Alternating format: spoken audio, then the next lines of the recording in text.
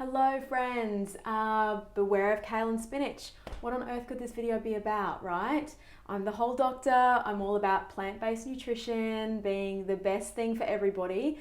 But this is just a little warning about kale and spinach in particular. Now, when I started very, very early on in my own health journey, my first direction that I went with was a plant-based diet, and I was a big converter to the green smoothie for breakfast.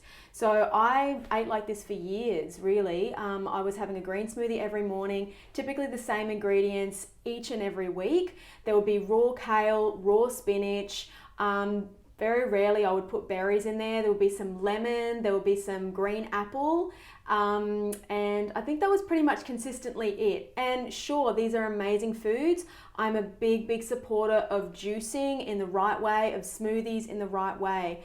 But what I couldn't understand was, I was still feeling very fatigued and worn out, but I was trying to do the right thing. Someday my smoothies wouldn't sit well with me in the morning.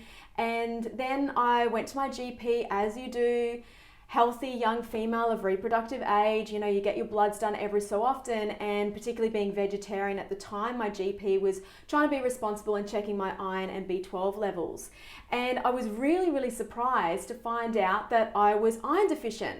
It kind of explained how I was feeling. I'd been feeling really fatigued, but I was just like, I'm eating amazing. I'm eating all these great foods.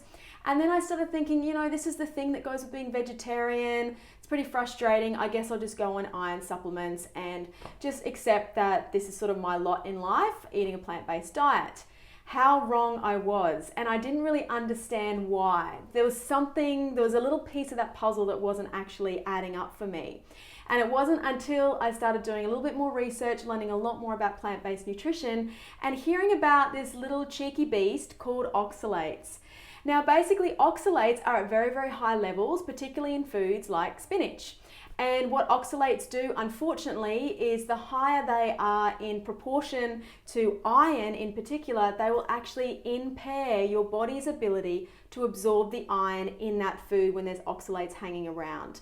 So yes, we all know, going back to the Popeye era, that spinach is very high in iron, and is one of the strongest plant sources of iron.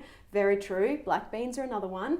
But spinach, sure, it's a fantastic food, but we need to lower the oxalates in order for them to be less around and allow our body to soak up all that amazing iron in that plant-based food, that non-heme iron.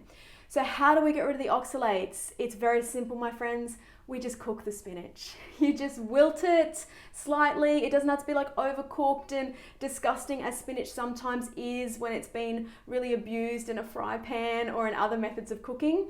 It just needs to be cooked, and that will actually break down the oxalate concentration and level and allow all that iron to still be there. The other trick is, please include some vitamin C when you're eating these iron-rich foods, because iron and vitamin C go beautifully together in order to get that iron actually absorbed into your system. Vitamin C comes in many forms, not just the humble orange that we all know and love. Also, capsicum is a very high form of vitamin C. Broccoli also has lots of vitamin C. So it's really simple to combine these foods. Now, next culprit, kale. Kale was an interesting one as well. Kale is super sexy in the plant-based world. We all love the kale chips and kale in our smoothies and all the other varieties of kale. Now, if you are eating a large amount of raw kale, please just beware, particularly if you are a woman, because as women, we are a little bit more susceptible to this problem, and it can actually lower our thyroid hormone levels. And a lot of women out there are already suffering with weight gain, fatigue, and basically a low metabolism, maybe some premature hair loss. These are all signs of a low thyroid function, and there is a lot of this problem out in our community. Women are particularly susceptible. So if you have thyroid disease already, or you just really don't want to develop thyroid disease or have those symptoms be a big thing in your life, or you're already suffering with them, just watch how much raw kale you're ingesting on a day-to-day basis. Kale is amazing, full of fiber, antioxidants, vitamins, and minerals. It's an incredible plant food, but have more of it cooked than you do raw. Just choose raw from time to time. So a little bit of advice on the spinach and kale story. So the conclusion is they're not bad foods. We just have to eat them in the right ways. So please keep including them in your diet. Make sure you cook them up and you'll be super happy and healthy for much, much longer. I hope you've enjoyed this extra tip today and we'll see you next time.